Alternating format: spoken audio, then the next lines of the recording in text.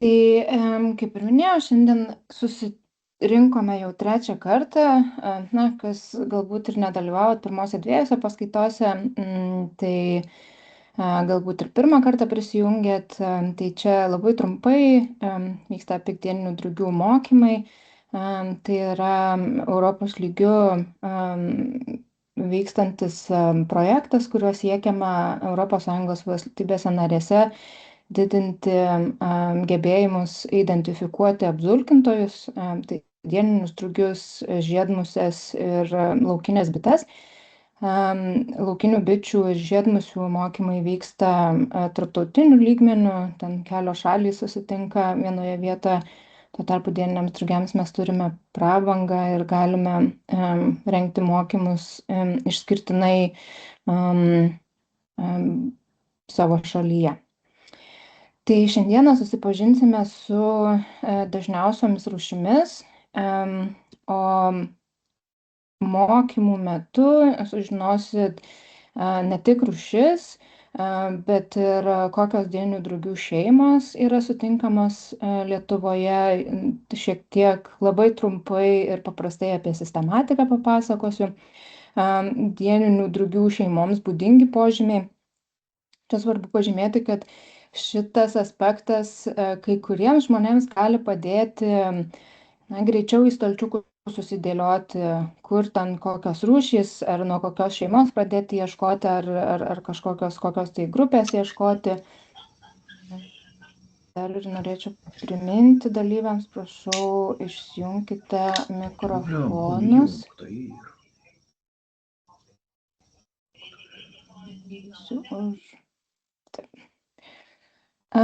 Toliau sužinosime, kokios yra dažniausiai aptinkamos rūšys priklausančios būtent toms šeimoms. Kai kurios gali būti, kad nebūtinai yra aptinkamos visose buveinėse, galbūt kai kurios gali būti ir lokalesnės, bet jos tikrai yra žinomos.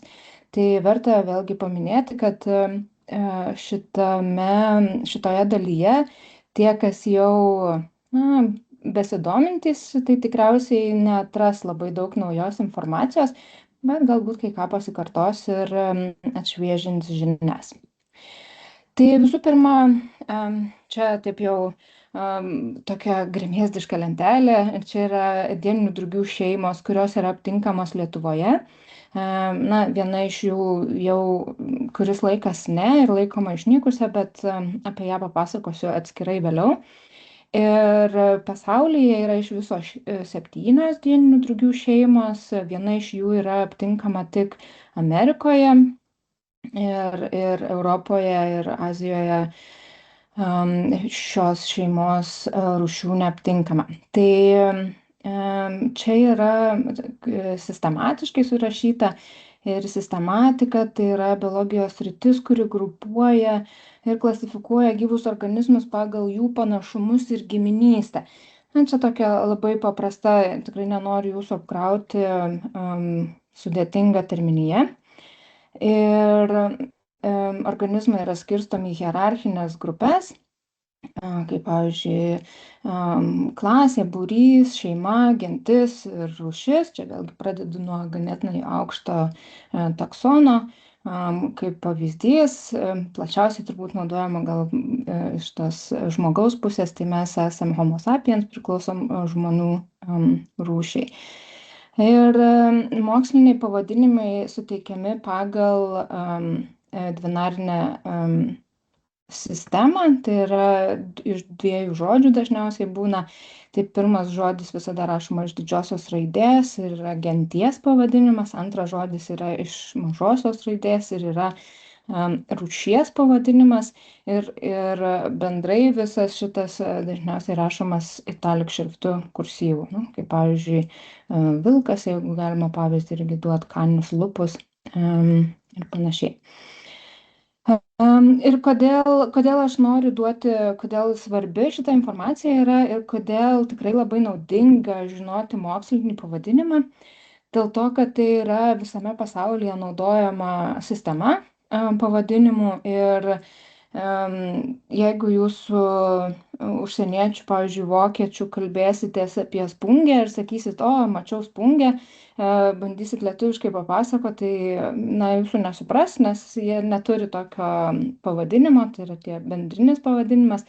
Čia jeigu pasakysit aglais ijo, tai tikriausiai galės iš karto, jeigu žmogus žino, tai tikrai iš karto pasakys, tai jau čia kalbam apie šitą konkrečiai rūšį. Ir kitas dalykas dar yra labai svarbu, kad jeigu domitės internete, ieškot informacijos, įvairūs forumai, yra daugybė kalbų ir jie taip pat naudoja mokslinius pavadinimus, tai reiškia, jūs turite šansą surasti žymiai daugiau informacijos. Tai tikrai gan svarbu susipažinti su skirtingomis dieninių drugių šeimomis, na, tas tiesiog duoda tokį struktūrišką apžvalgą visų dieninių drugių. Ir per visus mokymus aptarsim kiekvieną šeimą aptinkamą Lietuvoje ir jos būdingiausius bruožus, kadangi jie gali padėti irgi mokymosi procese, kai bandote identifikuoti vieną ar kitą rūšį. Tai štai kokios yra tos šeimos aptinkamos Lietuvoje, tai kaip ir minėjau, mes jas turime 6, tai yra hesperijos, sklandūnai ir nuotraukos yra pateikti, tokie tipiškiausi, galima sakyti, pavyzdžiai, kurie pamačius tą drugį galima jau iš karto pasakyti, kokiai šeimai jie priklauso.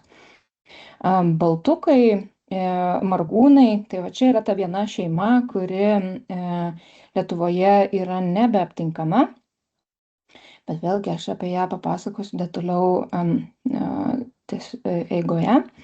Melsviai, su melsviais gan įdomi situacija, nes ten yra ir ne tik mėlynų, bet ir auksinukų ir rudų drugių, tai kartais tie pavadinimai nebūtinai apibūdina visas tos šeimos rūšis, bet, tokius tipiškiausius ar dažniausiai matomus, o galbūt kažkada tai pirmas aprašytas rūšis. Ir 6 šeima yra nimfalijos.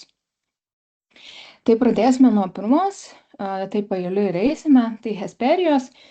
Šios šeimos drugiams būdingas nedidelis, gan storas kūnas,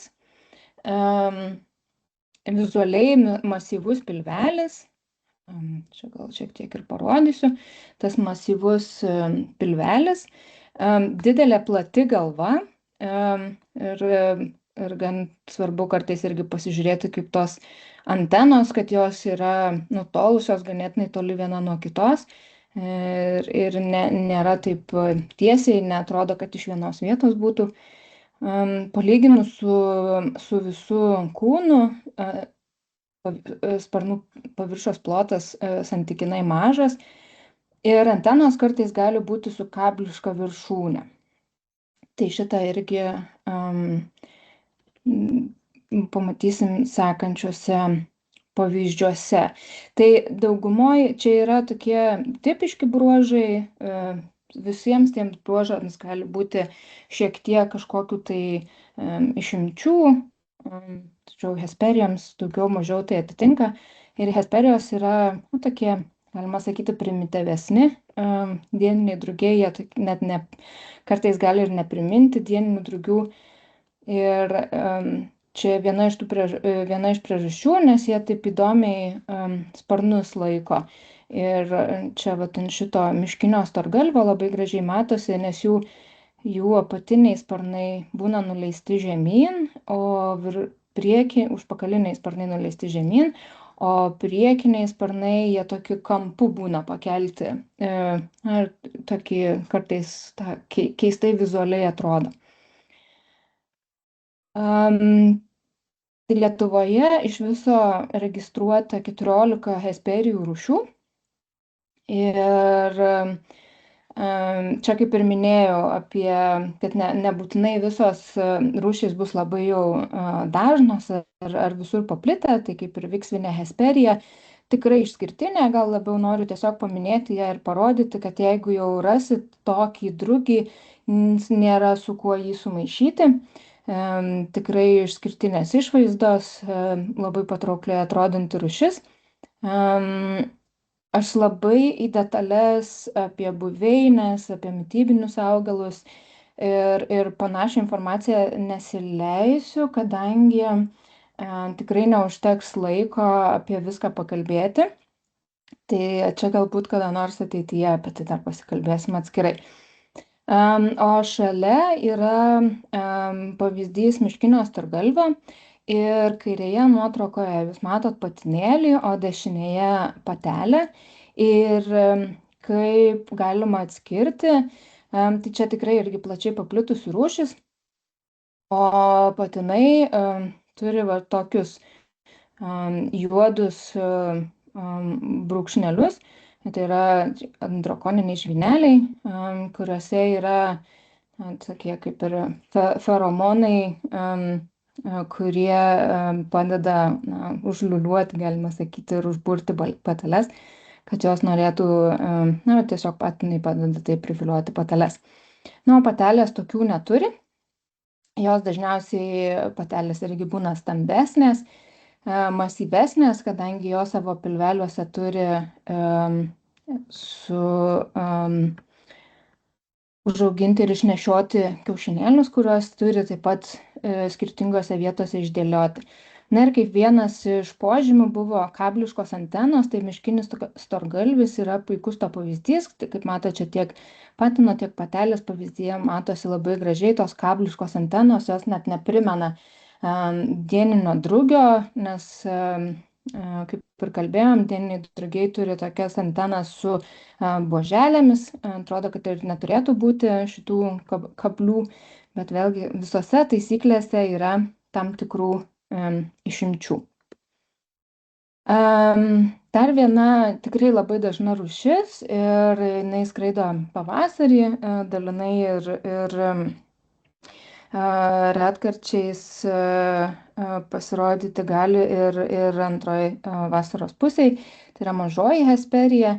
Labai nedidelis drugys palyginus ir kartais galima jį lengvai praleisti, tačiau labai žavingas ir tos dėmės labai išraiškingos, labai kontrastingos.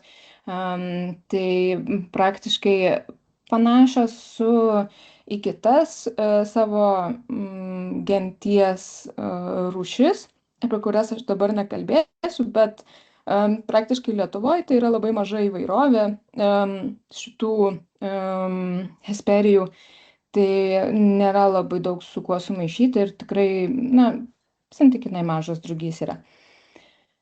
Na ir dvi plačiai paplitusios rūšys, tai yra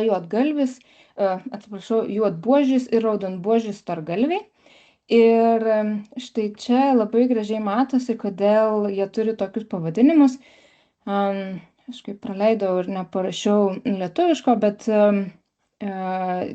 čia, kaip jau indikuoja buoželės galas, tai yra juodbuožis storgalvis, o čia, kaip indikuoja buoželės galas, yra raudonbuožis storgalvis.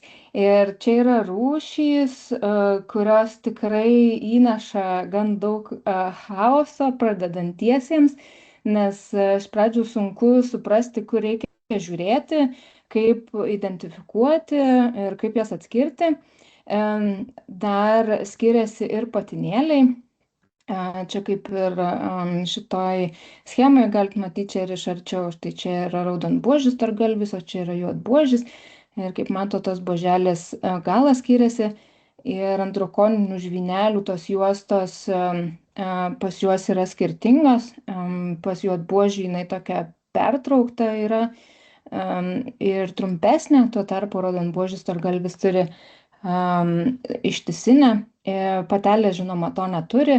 Ir jeigu jau randat patelę, tai būtinai turi matytis buoželių priekis, kad būtų galima patikimai šitas rūšis atskirti. Na ir kaip mato čia iš nuotraukų, yra patikimiausia fotografuoti šonu, labiau įstrižai iš priekio, kad aiškiai matytųsi šitas požymis. Judam toliau. Na ir pasiekėme antrą šeimą, tai vat aptarėme keletą dažniausių hesperijų rūšių ir sklandūnai tai yra nedidelė šeima. Lietuvoje registruotos 3 rūšys, iš jų, na, tikrai jau gerai, galbūt geriau žinomos, viena tai iš jų ypatingai gerai žinoma, tai yra machaonas. Ir žemiau čia yra pateiktas juodasis apolonas. Na ir kokie požymiai yra būdingi. Tai yra stambus kūnas ir dideli sparnai. Ir jeigu palyginsim, kokia buvo hesperija, stambi palyginus su sparnais, tai čia matosi, kad sparnai yra didžiuliai ir tas kūnas netrodo jau toksai stambus. Užpakaliniai sparnai dažnai banguoti arba su uodegėle. Tai irgi čia yra pošeimiai dar yra skirstoma, bet kadangi Lietuvoje tos įvairovės tokios didelės nėra, tai čia ypač keliaujant kur nors į centrinę pietų Europą, tas gali būti naudinga. Priekinių sparnų kraštas permatomas be žvynelių, tai čia vat juodojo apolono pavyzdys. Patys priekinių sparnų kraštai yra permatomi ir neturi žvynelių. Ir kai kurie vikšrai sudirginti išleidžia tokius 2 tarsi ragus, kurie išskiria kvapą, kad atbaidytų plėšrūnus. Tai vienas iš geriausių pavyzdžių ir dažnai daržuose galima aptikti ant morkų ar ant krapų, tai yra machaono vikšrai. Tai tiek trumpai apie sklandūnus, čia labai daug apie juos pasakoti tikrai kaip ir nėra, kadangi šeima Lietuvoje tikrai negausi. Keliaujame tada prie baltukų. Baltukai tai tokia, na, ir įdomi, ir ypač sodininkų ir daržininkų tai nemėgstama šeima dažnu atveju dėl to, kad kai kurios rūšys gali mėgti augalus, kuriuos jie mėgsta auginti, bet Lietuvoje yra registruota 14 rūšių ir ne visos jos tikrai yra blogos, mes pasikalbėsime plačiau apie kai kurias iš jų. Baltukai gali būti įvairaus dydžio, dažniausiai tai vidutinio dydžio drugiai, didesni, mažesni gali būti, dominuoja balta, geltona ir oranžinės spalvos. Pavyzdžių bus, oranžinės gal pas mus ne tiek daug yra, daugiausiai balti ir geltoni. Dažnai ryškus lytinis dimorfizmas, čia terminas, kuris nusako, kad yra aiškus skirtumai tarp patinų ir patelių, tai yra jie skiriasi kažkokią tai savo išvaizdą, gali spalvomis skirtis, sparnų raštu ir panašiai. Dažnai aptinkami antropogeniškai paveiktose teritorijose, tai yra vėlgi ten, kur žmonės ūkininkauja, tiek ir miestų teritorijose gali būti. Ir mėgstami augalai yra bastutiniai ir piniai. Na ir koks įdomus toksai faktas, kad daugumos baltukų akys yra žalios, jeigu pažiūrėsim, bet atkreipkite dėmesį į citrinuką, tai citrinuko akys nėra žalios. Ir čia irgi puikus pavyzdys, kaip visose taisyklėse visada yra išimčių, taip kad gamtos į paprastas viską apriepiančias taisyklės tikrai neina sudėti. Na ir kokios dažniausios rūšys, tai tikrai visiems gerai pažįstamas citrinukas. Lietuvoje yra vienintelis toksai ir jo praktiškai neįmanoma su nieko sumaišyti. Gal, kadangi citrinukai žiemoja suaugėlio stadijoje ir jie čia būna vieni iš ankstyviausių pradedančių skraidyti drugių, ir pirmiausiai pabunda patinėliai, kurie yra tos ryškios tokios žalios geltonos spalvos, ir šiek tiek vėliau pradeda aktyviai skraidyti ir patelės. Ir kai jau patelės būna aktyvios, jas kartais iš toli galima supainioti su baltukais, ypač vasarą, kai jie skraido, tada galima kartais sumaišyti su baltukais, dėl to, kad jos yra tokios švelniai žalsvos, tokios neiššaukiančios spalvos. Bet pamačius iš arčiau, tai ta nei sparnų forma, niekas panašus nėra Lietuvoje, nei ta bendra išvaizda ir tos vat rožinės antenos tokios, tai tikrai su jokiais kitokiais baltukais nesumaišys. Dvi tokios įdomesnės irgi rūšys ir dirvinis gelsvys ir pelkinis gelsvys. Dirvinis gelsvys tai pastaruoju metu tikrai labai dažnai ir gausiai ganėtinai aptinkamas įvairiose vietose, tiek miestuose, tiek, na, gal pačiuose miestuose nelabai, bet, pavyzdžiui, ganyklose ypač dažnai tenka susidurti ten, kur dobilus augina, ar tai, kur įsėta yra dobilų, kadangi jų vikšrai maitinasi šitais augalais. Na ir pasirinkau konkrečiai vat šitas nuotraukas dėl to, kad dirvinis gelsvys labai gražiai matosi, persišviečia, yra tokios kaip baltas dėmelės tam juodam pakrašty. Ir yra pelkinis gelsvys, kuris, na, jis nėra labai paplitęs ar dažnas, tačiau tinkamose buveinėse tikrai galima jį aptikti, tai įvairiose aukštapelkėse.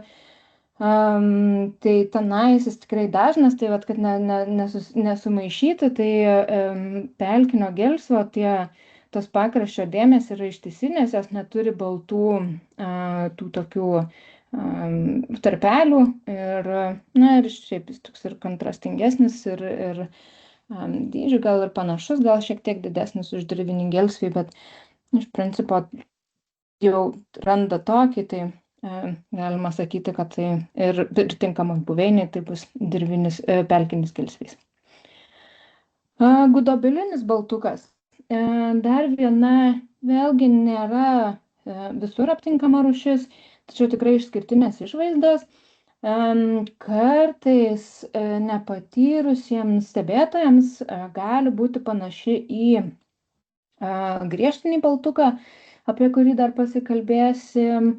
Ir į vieną naktinį drugį, kuris būna dieną aktyvus irgi, nes jis yra baltas ir su tamsiomis gyslomis.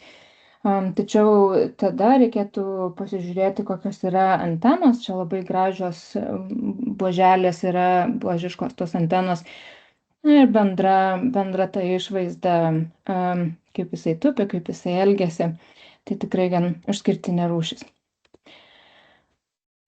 Dar pora tokių panašių rūšių ir stepinis baltukas, nes labai metai iš metų gali kisti, koks jo yra gausumas ir paplitimas.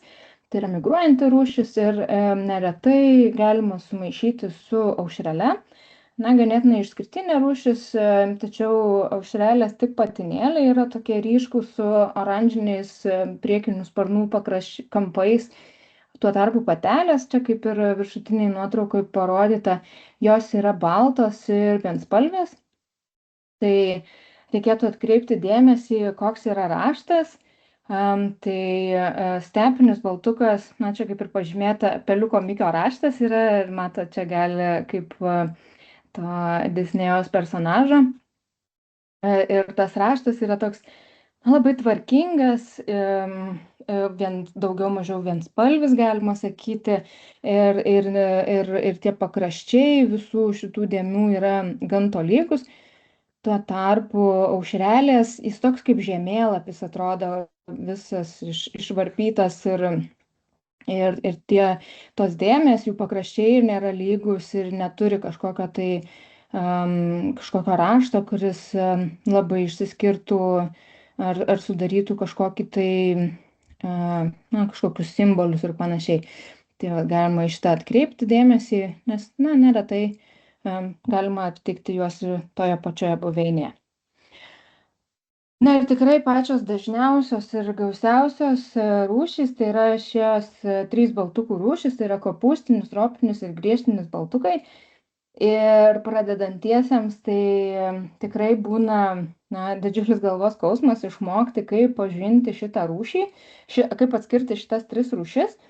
Ir vienas iš tokių svarbių dalykų, kuriuos reikia atkreipti dėmesį, tai yra priekinių sparnų dėmė, kaip jinai atrodo, ar jinai yra didelė ir tęsiasi toliau negu iki pusės priekinio sparno, ar jinai yra maža ir jinai pačiam krašte tik tais būna.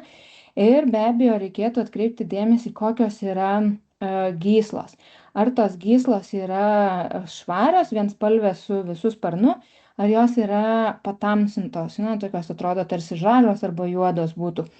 Aš dabar nepamenu, bet labai gerą palyginimą yra kažkas pasakė, kad kaip atsiminti lietuvišką pavadinimą, tai griežtinis, kad yra griežtas, nes jo gyslos yra tamsios, tokios griežtos, tai tada lengviau atsiminti. Bet kitas būdas, kadangi aš mokslinius pavadinimus irgi mokausi, tai pieris rapė, tai ropinis ir rapė vis tiek yra kaip ropė skamba, tai ir ganėtinai lengva atsiminti pagal tai. Na vėlgi, juos ganėtinai patogu fotografuoti prieš šviesą, jeigu norim užfiksuoti, tai ant kopūstinio baltuko labai aiškiai matosi ta didelė, jeigu persišviečia sparnas, juoda dėmė. Ant tropinio baltuko kartais gali nesimatyti ir būti, atrodo, kad kuris čia iš jų galėtų būti. Tai tada dydis gali būti irgi toks šioks toks indikatorius, nes dažnai ropiniai baltukai yra žymiai mažesni negu kopūstiniai baltukai.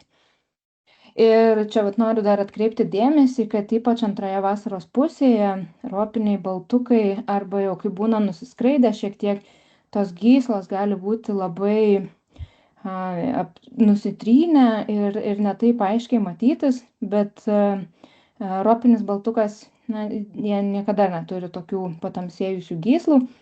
Ir kitas dar įdomus dalykas, jeigu iš viršaus nufotografuojat ir nesimato apatinės sparnų pusės, tai griežtiniai baltukai prie savo gyslų turi tokius, kur baigėsi sparno pakraštyje, tokius irgi patamsėjimus, ko pas ropinį baltuką nebūna. Čia dar viena yra schema, irgi ką galima atkreipti dėmesį, vėlgi kaip eina dėmė, palyginus su tuo pirmuoju tašku, tai jinai gali būti labai tokia gili, ropinio jinai bus tokia gan maža ir griežtinio baltuko vėlgi gili, kadangi tie ant gyslų yra patamsėjimai. Taip pat tiek trumpai apie baltukus. Ir keliaujame toliau prie melsvių. Lietuvoje ir kaip pastebėsit, kai su kiekviena šeima, išskyrus dar po šitos, kuri bus labai staigus numažėjimas, bet vis didesnė rūšinė įvairovė, tai Lietuvoje užregistruotos 36 melsvių rūšys ir melsviai yra mažo ar vidutinio dydžio. Ryškus lytinis dimorfizmas, tai reiškia, kad patinai ir patelės gan ryškiai skiriasi, ar gali skirtis, vėlgi ne visada. Mirmekofilai, tai yra kai kurios rūšys turi specifinius santykius su skruzdėlėmis, tai yra gyvena su jomis ir ten gali būti įvairūs tipai, kokie tie skruzdėlėms palankus arba mažiau palankus arba dar mažiau palankus, tikriausiai skruzdėlėms galima taip pasakyti. Su melsviais yra svarbus identifikaciniai požymiai apatinėje sparnų pusėje. Ir su jais jau dažniausiai jie pasirodo, jau kai tikrai labai šilta būna, tai jie yra greiti skrajūnai, kartais gali būti sunku prieiti. Ir viena iš tų grupių, kurios tikrai irgi gali būti labai painios ir pradedantiesiems tai toks kaip galvos skausmas, tai didysis auksinukas, apie jį šiek tiek išgirsit ir kai Giedrius kalbės apie saugomas rūšis. Bet didieji auksinukai Lietuvoje paplitę ganėtinai plačiai ir jie nėra, nors jie ir saugomi, bet jie nėra itin reti. Ir labai svarbus požymis tai yra, kaip patinėliai atrodo, jie turi juodas dėmeles ir juos dažnai, jeigu tik iš viršaus nufotografuoja, tai galima sumaišyti su ugniniu auksinuku, kuris, kaip matot, yra visiškai vientisai oranžinis, gražus ir tų juodų dėmių neturi. Ir kaip matot irgi, jų visų apatinė sparnų pusė, ypač užpakalinių sparnų apatinė pusė labai skiriasi. Tai ugninis auksinukas tikriausiai lengviausiai identifikuojamas ir dažniausiai jis aptinkamas kažkokiose tai sauspėvėse. Jis turi tokį vienspalvį oranžinį tą apatinę sparnų pusę ir vieną tokį kaip baltą brūkšnį. Tai nėra su kuo sumaišyti, jis tikrai jokius kitus melsvus nėra panašus. Tai jau pamatė tokį vienspalvį su baltu, tai jau čia tikrai ugninis auksinukas. Pamatė tokį vienspalvį oranžinį drugį, tai tikrai ugninis auksinukas.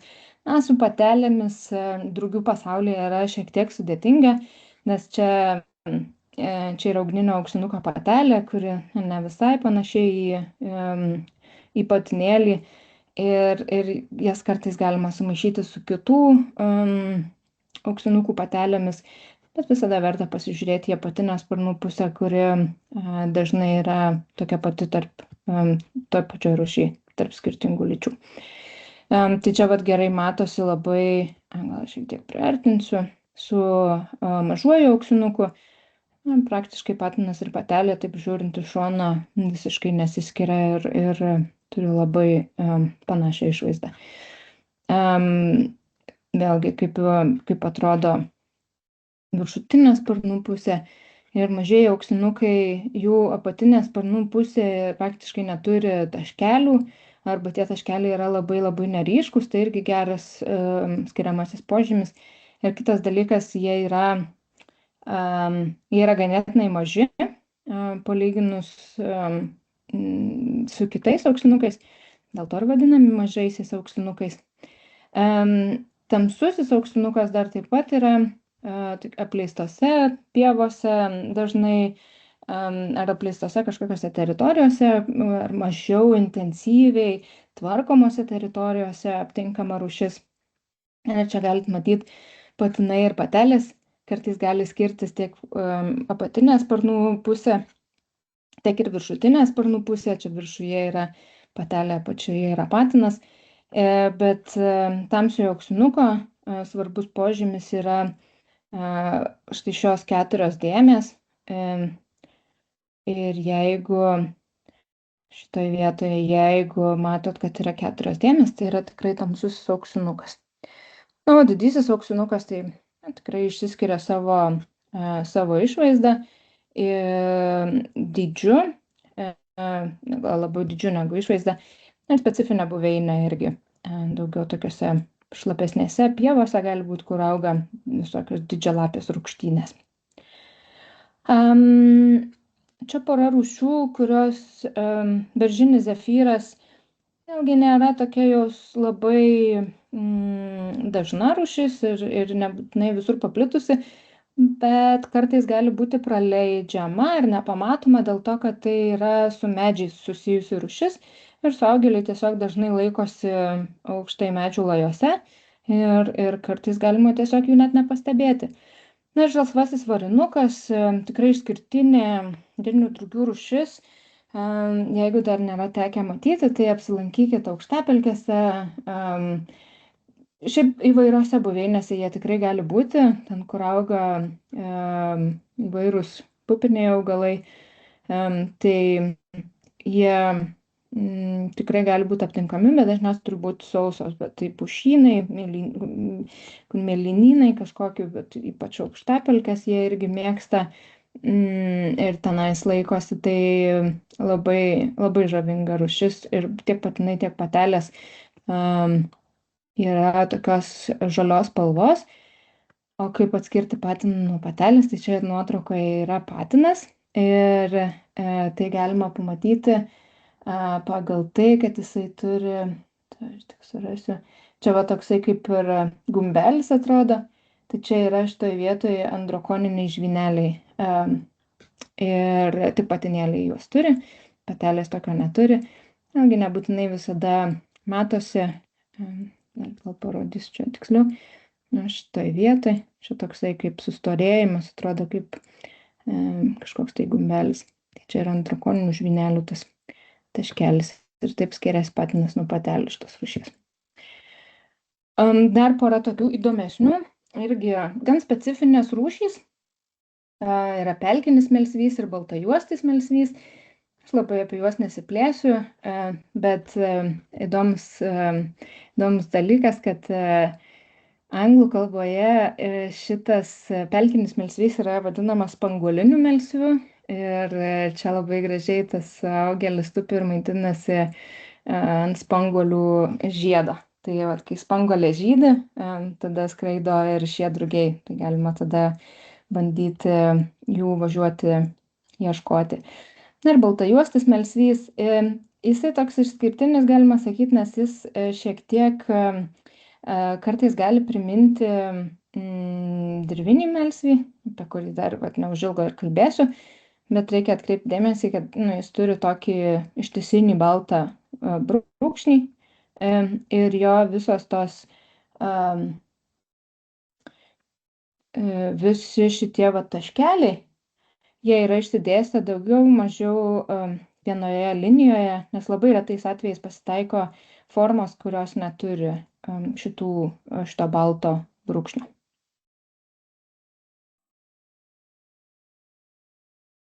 Na ir tikrai galima sakyti pačios dažniausios, ar bent jau dažniausiai sutinkamos melsvių rūšys yra dirvinis melsvys. Ir atsiprašau už klaidą, lietuviškam pavadinime čia turėtų būti didysis, ne dirvinis melsvys, tai yra didysis melsvys. Polimatus amandus ir polimatus ikarus. Ir kaip matote, jie išoriškai gan panašus, tačiau yra keletas svarbių požymių. Ir čia irgi labai geras pavyzdys. Čia yra nuotraukose yra patelės, o čia yra patinėliai, kurie yra daug ryškesnių spalvų. Ir čia vat irgi kartu, čia yra kairėje patelė ir dešinėje patinas. O didžiųjų melsvių taip pat irgi skiriasi. Čia yra patelė, ruda tokia, dažniausiai patelės būna blankesnių spalvų, kad jos būtų sunkiau pastebimos plėšrūnams. Patinėliai dažniau yra ryškiaspalviai ir gražūs. Ir čia labai gražiai matosi, kokia yra viršutinė sparnų spalva, irgi mėlyna, tik turi daugiau šiek tiek juodos ir šiek tiek taškelių palyginus su dirviniu melsviu. Ir čia irgi pora. Ir kartais gali būti, kad netgi ir šalia tie drugiai, kai yra, jie tokie gali atrodyti gan panašių spalvų, bet akivaizdžiai matosi tamsesnis ir šviesesnis individai. Na ir čia labai yra tokia gera schema, prie kurios rekomenduočiau karts nuo karto sugrįžti, jeigu nesiseka atskirti, kuris tai yra visgi ar dirvinis, ar didysis melsvys. Tai svarbus požymis yra šitas taškelis, nors vėlgi Lietuvoje yra forma, kuri gali dirvinių melsvių, kuri gali neturėti šito taškelio. Tačiau visada turės tokį pleišto formos baltą brūkšnį ant užpakalinių sparnų apatinės pusės, tiek patinai, tiek patelės, o didieji melsviai tokio neturės. Ir toks, pagrindė irgi jau, kai gunda akis, galima matyti, kad pradeda matytis jau, kai kartojimas yra tikrai labai naudingas ir kuo daugiau kartositės, tuo bus lengviau atsiminti. Na ir didysis melsvys, pavyzdžiui, jo iki pusės sparnų tik tais eina čia oranžinės dėmelės, tuo tarpu dirvinio melsvio eina per visą sparną. Patelės gali šiek tiek varijuoti irgi, jos mato daugiau tų oranžinių taškelių turi negu patinėliai.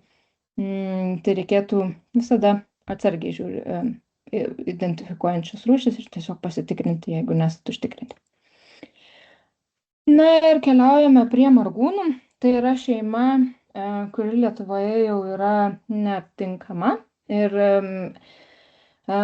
šios šeimos rūšinė įvairovė yra didelė Pietų Amerikos tropikų zonoje, o tuo tarpu Europoje randama tik viena rūšis, tai yra pavasarinis margūnas. Ir jis savo išvaizdą panašus tiek ir į nimfalijas, tiek ir į melsvius. Tai ir vadinama už tai, kad tai yra tarpinė šeima tarp šių dviejų. Labai gaila, kad Lietuvoje jis neaptinkamas. Jie maitinasi jų vikšrai pavasarinėmis raktažolėmis, kurios žydi geltonai. Tai jeigu turit, žinot, sąžalynus kažkur didelius, verta gal pabandyti pasidairyti, kai gali būti tinkamas laikas balandžio pabaigoj, kažkaip panašiai. Tikrai verta pasidaryti, nors šansai ją surasti tikrai yra maži. Nors mūsų kaimynai Latvijoje lyg dar yra aptinkama, Estijoje tai tikrai aptinkama šita rūšis, bet matomai pas mus per mažai tinkamų buveinių yra. Tai tiek trumpai apie margūnus ir keliaujame prie paskutinės ir didžiausios šeimos, tai yra nimfalijos, iš viso 59 rūšys. Ir ši šeima tokia labai įvairi, daug tų tokių skirtingų išvaizdų ir pristaikymo būdų. Ir kas įdomu, kad šios šeimos drugių pirmoji pora kojų yra neišsivysčiusios ir vaikščiojimui nenaudojamos. Na, gal čia ne visai tikslus pasakymas, kad nėra išsivysčiusios, jos naudojamos kitais tikslais. Tai yra chemorecepcijai, patikrinti augalą, ar jis yra geras, pavyzdžiui, kiaušinėliams dėti, vertina patelės. Bet jos tiesiog yra nenaudojamos vaikščiojimui. Ir va, iš šono žiūrint į nimfalijas, tai matosi va, tik tais 2 poros kojų. Ir atrodo, kad šitie drugiai turi tik tais 4 kojas. Kaip ir minėjau, labai įvairi šeima, tiek dydžiais, tiek formom, tiek spalvom ir gyvenimo būdais. Kai kurios rūšys maitinasi ir pūvančių rūkstančių vaisių sultimis, nebūtinai tik augalų nektaru, na ir įvairiais kitais žmonėms nebūtinai labai maloniais dalykais gali maitintis, skysčiais iš išmatų, įrančių kūnų irgi kažkokiom tai išskyrom ir panašiai.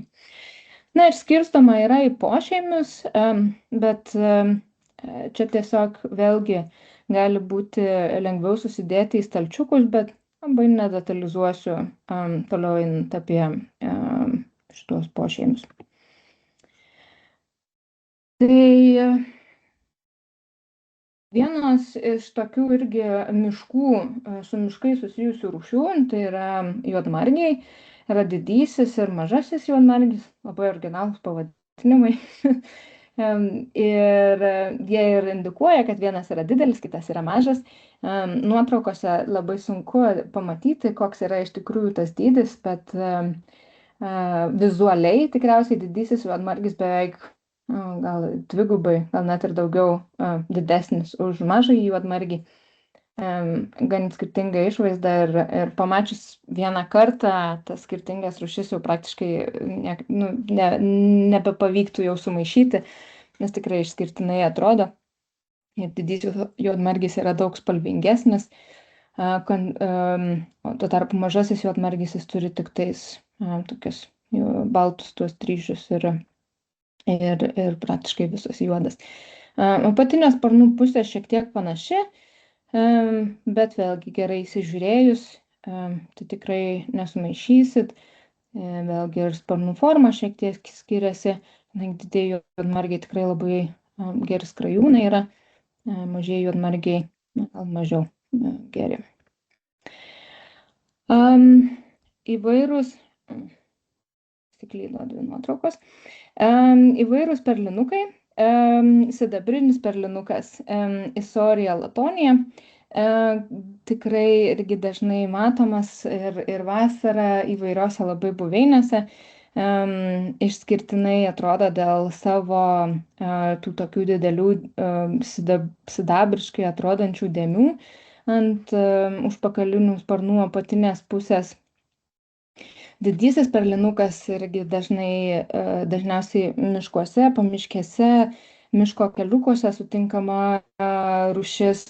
Gan išskirtinai atrodo irgi dideli masyvūs priekiniai sparnai, gan toks vienspalvė apatinė sparnų pusė. Vėlgi sutikus šią rūšį ir susipažinus, tai sunku ją sumaišyti su kita perlinukų rūšimi. Žalsvasis perlinukas gali būti, visi perlinukai tarpusavyje gali būti maišomi. Mes kalbėsime apie tas sunkiai identifikuojamas rūšis vėliau, dar kitose mokymuose, tai tenais galėsit sužinoti daugiau detalių apie tam tikrus požymius, bet vėlgi tuos požymius verta išmokti ir juos karts nuo karto pasikartoti, kadangi jie iš esmės nesikeičia ir gali padėti identifikuoti. Na ir čia, kaip matot, žalsvasis perlinukas, kuris irgi apatiniai sparnų pusėje, kaip ir sidabrinis perlinukas, turi tokias baltas dėmes, bet atkreipkite dėmesį, kad čia nėra jokių taškų. Čia irgi toks svarbus požymis, kaip galima atskirti žalsvąjį perlinuką nuo kitų. Pievinis ir miškapievis perlinukai tai yra dvi rūšys, kurios tikrai itin dažnai yra maišomos, painiojamos tarpusavyje. Ir čia taip pat pridėjau ne tik nuotraukas, bet ir tokią visą schemą, kurių įvairių daugiau galite rasti ir naujausiame vadovė Lietuvos draugėms pažinti knygoje. Tai pievinis perlinukas čia turi labai ryškę baltą dėmę, čia labai gražiai matosi ant šito individo. Tuo tarpu miškapievis perlinukas tokios dėmės neturi, arba jinai yra gelsva, tokia neryški. Tai tokia, čia vienas iš lengviausių turbūt požymių, kaip atskirti. Ir jeigu žiūrint į pievinį perlinuką iš viršaus, tai šitie tokie trikampiukai, pasižiūrėsiu, kur čia ta mano pelė, bet sparno pakraštyje šitie trikampiukai, jie uždari yra ir jie yra tokie kaip stogelio formos, kaip čia pasakyti, jie V raidės formos, galima sakyti. O tuo tarpu miškapievis perlinukas čia labai gražiai matosi. Jisai turi tokias kaip piramidės, galima sakyti, ir tos, būtent šitie taškiukai, ir jos neužsidaro ir jos atrodo tarsi kabo. Tai čia patikimi požymiai, kaip galima atskirti nesunkiai šitas rūšis. Ir aišku, miškapievis perlinukas, jie be abejo aptinkami skirtingose buveinėse, dažniausiai, bet gali būti ir kartu kažkur tais aptinkami. Tai miškapievis perlinukas dar yra abejo žymiai blankesnis, netoks kontrastingas, tuo tarpu pievinis perlinukas yra labai kontrastingas ir išraiškingas. Aš matau, kad į valandą tikrai nespėsiu, bet manau, kad jau kiek praeita, gal ir būtų neverta skelti į dvi dalis, tai gal pabandysim tiesiog greituoju būdu praeiti visas šitas rūšis ir sutilpti į vieną paskaitą, tai jinai šiek tiek tiesiog užsitęs. Taip pat mažasis perlinukas, jis toks gan išskirtinis, galima sakyti, yra tiek iš viršutinės sparnų pusės, tiek iš apatinės sparnų pusės, kadangi jis yra labai kontrastingas. Viršutiniai sparnų pusėje tai dėmės yra labai didelės, išskirtinės, irgi, kaip čia žargoniškai išsireiškus, atkalus akį, iš karto pradeda matytis, kokios, į ką reikia žiūrėti, kokius požymius. Tai su perlinukais yra kaip atrodo tos dėmės, kurios yra išsidėstę, kaip atrodo apatinė sparnų pusė. Na ir pelkinis perlinukas yra įdomi rūšis, aptinkama pelkėtose ar šlapiose vietose, irgi nėra labai plačiai paplitusi, bet tiesiog norėjau paminėti, praktiškai nėra su kuo ją sumaišyti, išskirtinius tuščiavidurius, toks burbuliukus turi apatinėje sparnų pusėje, tai labai lengva ją atskirti yra. Tikrai vieni iš gražiausių tikriausiai yra drugių, tai yra vaivos, mes turime dvi vaivų rūšis Lietuvoje, puošnąją ir kilniąją vaivas. Ir pradžioje irgi pradėjus domėtis dieniniais drugiais gali būti šiek tiek sudėtinga jas identifikuoti, bet su praktika viskas pasidaro lengviau. Tai žiūrint į viršutinę sparnų pusę, yra svarbu atkreipti į užpakalinių sparnų, ant užpakalinių sparnų esančią baltą dėmę. Ir puošnioji vaiva, jinai yra tokia ištisinė, nes kaip ir tokių išskirtinių požymių nėra, o tuo tarpu kilnioji vaiva, jinai turi tokį tarsi dantuką išlindusi. Ir tas labai gražiai matosi čia. Tiek čia, čia tas dantukas matosi tiek į viršutiniai sparnų pusėje, tiek ir apatiniai sparnų pusėje labai gražiai matosi tas dantukas.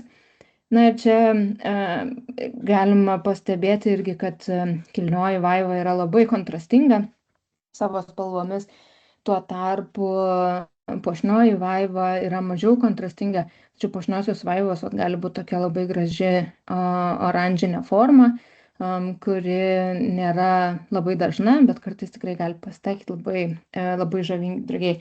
Tai vaivos yra vieni iš tų drugių, kurie maitinasi tais visokiais neskanumynais, ten jeigu kokia nors ant kelio sraigė sutraiškyta, ar koks nors graužikas pervažiuotas, ar kokia lapė prabėgo ir paliko pasižymėjusi savo teritoriją, tai vaivos itin mėgsta tokius atradimus.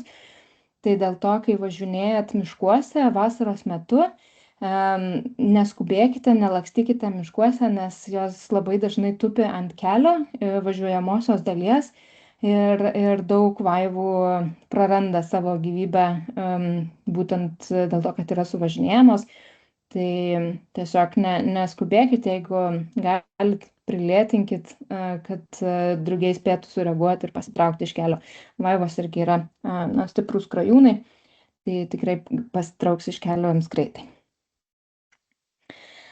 Mažasis dilgėlinukas ir išskirtinė rūšis, aš apie ją jau šiek tiek kalbėjau, jinai išskirtinė dėl to, kad turi dvi formas. Kaip gali atrodyti, tai pavasarį jinai atrodo taip, tokia oranžinė, o vasarą atrodo juoda ir atrodo kaip su baltais dryžiais.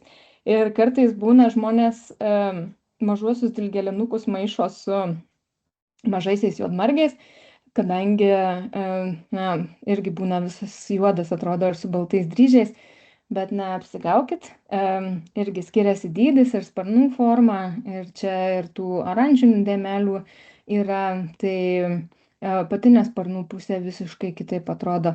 Anglų kalboje mažasis dilgėlinukas vadinasi žemėlapis ir būtent dėl apatinės sparnų pusės rašto.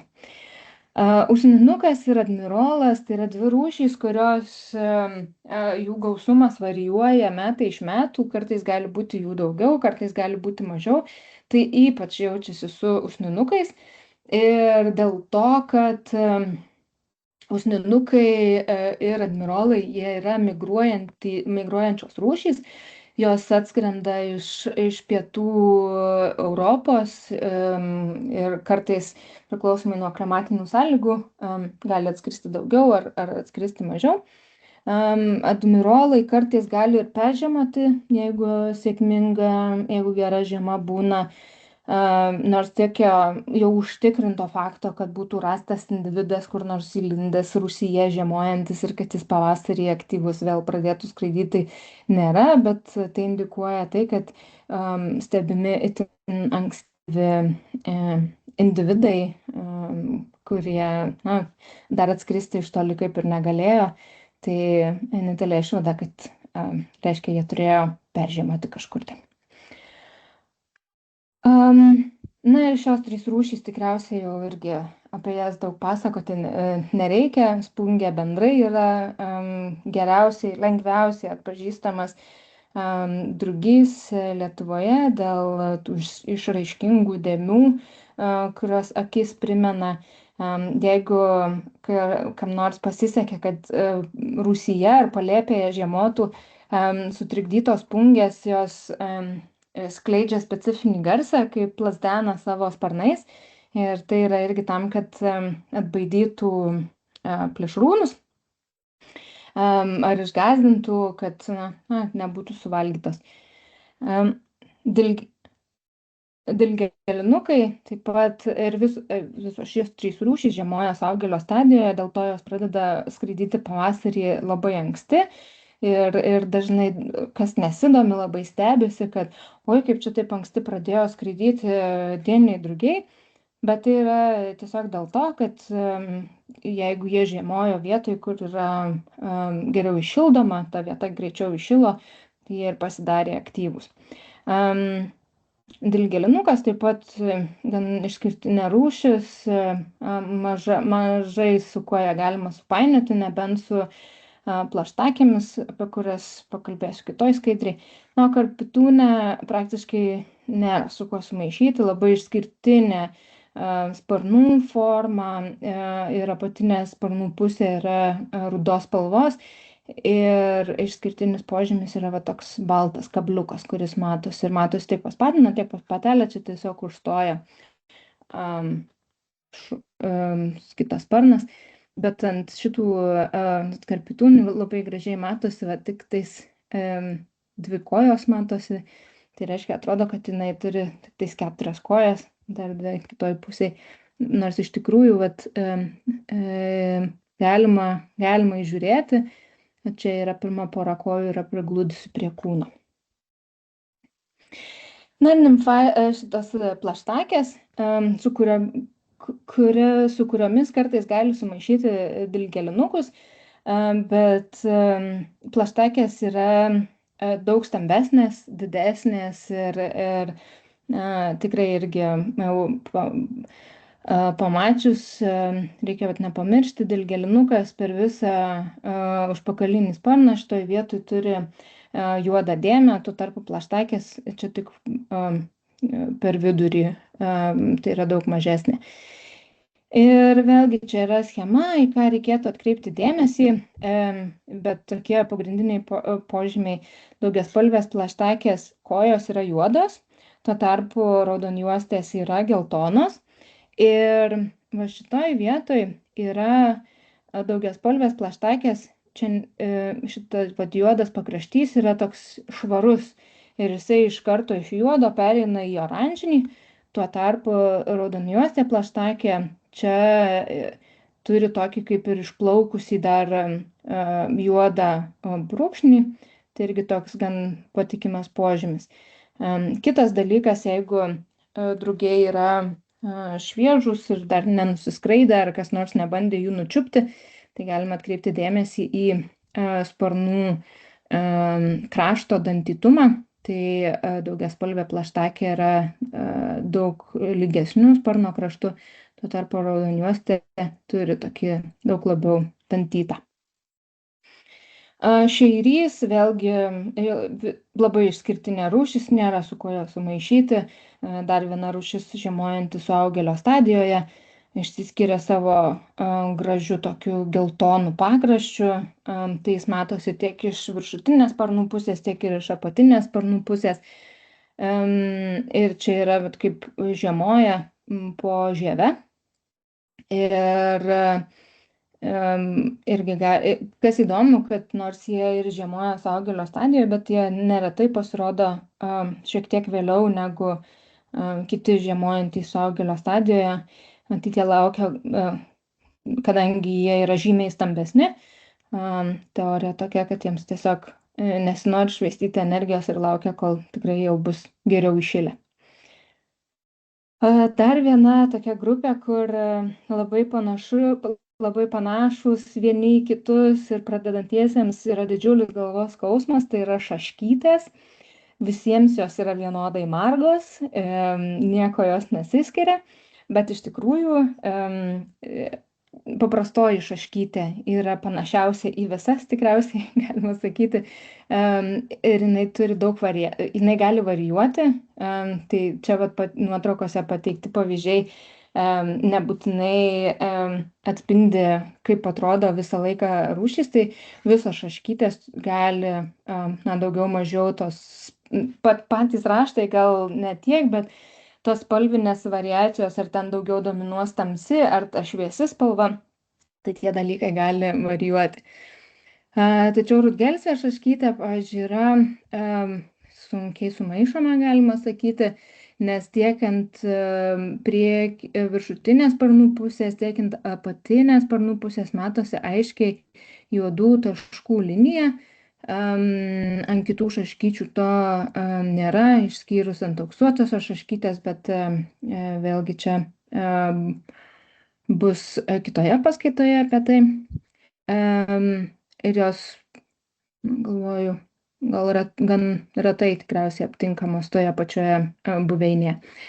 Tamsioji šaškytė irgi yra saugoma rūšis, tai dar galbūt ir išgirsit apie ją trumpai, bet principą, kad viršutinė sparnų pusė yra tamsi, labai dominuojanti, ypač užpakalinių sparnų, o užpakalinių sparnų apatinėje pusėje matosi tokie gražūs tokie pašviesėjimai. Čia kaip priartinant, tai taip aiškiai neina parodyti, bet šitoj vietoje va tokie pašviesėjimai matosi ir kontrastingas kraštas yra visiškai kitokios spalvos, geltonas su šalia tais esančiais langeliais kontrastingos kitos spalvos. Dar viena grupė, tai yra satyriukai, kurie irgi pradedančiajam gali atrodyti labai panašus, bet išmokus požymius, į ką reikia žiūrėti, tai praktiškai nesumaišysit, bet šitos 3 rūšys tikrai dažnai ir daug kur aptinkamos. Krūminis satyriukas tai yra rūšis, kurios nėra tikrai su kuo sumaišyti, yra tokie ganėtinai ryškus, dažniausiai laikosi pakrūmėse, jam tikrai labai taikliai yra duotas lietuviškas pavadinimas. Ir toks per visą sparną einantis tas baltas dryžys, juosta, galima sakyti, ir gan išraiškingos tos akinės dėmės. Pievinis satyriukas, ir reikia paminėti, kad šitos rūšys yra ganėtinai nedidelės visos, santykinai. Pievinis satyriukas, kaip ir vėlgi turiu atsiprašyti, ne pievinis, o gelsvasis satyriukas. Lietuviškai pievinis yra tulija, apie kurį išgirsit kitoje paskaitoje. Ir šita rūšis tikrai aptinkama irgi tokiose sausesnėse pievose dažniausiai. Ir yra tamsusis satyriukas. Ir kuo jie skiriasi, vėlgi čia gali būti gan didelė variacija, galima sakyti, tarp šitų tiek akinių dėmių, jos gali būti ryškesnės, gali būti blankesnės, bet tamsusis satyriukas savo užpakalinių sparnų tam pakraštyje turi, kur čia mano yra pelė, štai čia, yra, matos tokia sidabrinė juosta, kuri labai gražiai šalia va šitos oranžinio to krašto matosi tokia sidabrinė juosta, kurios neturi kiti satyriukai, ir čia irgi geras skiriamasis požymis yra. Dar satyrai yra margasis satyras ir gelsvamargis satyras. Kai kurie pradedantieji irgi gali sumaišyti šias rūšis, tačiau vėlgi, kai besikartojant įvairius tuos požymius, praktiškai labai sunku šitas rūšis yra sumaišyti. tiek apatinė sparnų pusė raštas skiriasi, tiek ir viršutinė sparnų pusė raštas skiriasi. Na ir čia gelsvamargis satyras, jis neretai gali būti ir sodybose aptinkamas, kas rečiau su marguoju satyru, nebent gyvenant kur nors visai miške. Tai šitą rūšį galima sutikti, bet ir parkuose, tokia irgi miško aikštelėse įvairiose ir labai įdomiai kartais būna juos stebėti, jie patinėliai būna teritoriniai, kaip jie patruliuoja, sėdi kur nors ant lapo ir laukia praskrendančios patelės. Labai dažnai su dieniniais drugiais yra tiesiog įdomu juos pastebėti. Juodmargis satyras yra Lietuvoje iš pietų plintanti rūšis, jau čia turbūt riboje iki Kauno, tai jau darosi gausi ir netgi labai gausi tam tikrose vietose ir palaipsniui juda vis šiauryn ir šiauryn. Ir čia kairėje yra patinas, kuris yra toks gražiai kontrastingas, baltai, toks rudas, baltas su rudu, netgi tamsiu kartais juos, tokį juodumą gali būti. O patelės, jos tokios būna geltonos, atrodo, kad padažytos ir ganėtinai irgi aiškiai skiriasi tie požymiai.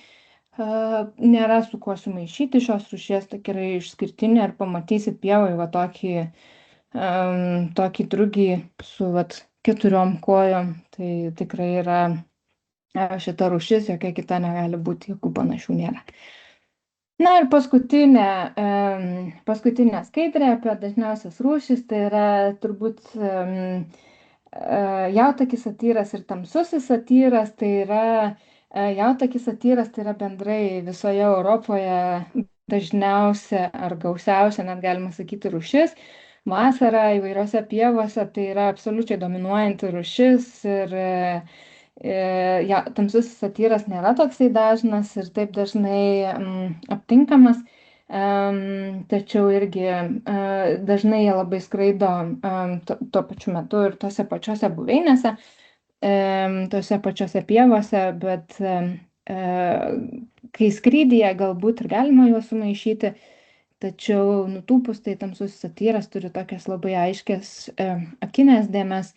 Tuo tarpu jautakis satyras, dar kai kur literatūroje rasit paprastasis jautakis satyras, bet tas jau paprastasis, tai čia tiesiog perteklinis pavadinimas. Tai jautakis satyras, jisai apatiniai sparnų pusėje toks neturi tų tokių išskirtinių dėmių. Yra viena panaši dar rūšis Lietuvoje, bet apie ją dar kalbėsime toliau, kitose susitikimuose. Na ir aptariam dažniausias Lietuvoje sutinkamas rūšis ir sekančių mokymų temos, tai kitą savaitę susipažinsim su saugomomis rūšimis Lietuvoje ir apie jas papasakos Giedrius Švitra. O balandžio 1, kai tikėtina bus paskutinis jau susitikimas, tai bandysime pasimokyti, pažinti sunkiai identifikuojamas rūšis, kurios yra itin panašios ir į kokius požymius reikėtų kreipti dėmesį ir sužinosim, ar visgi esant gamtoje, ar iš tikrųjų visas jas galim ir pažinti. Tai ačiū visiems labai už dėmesį.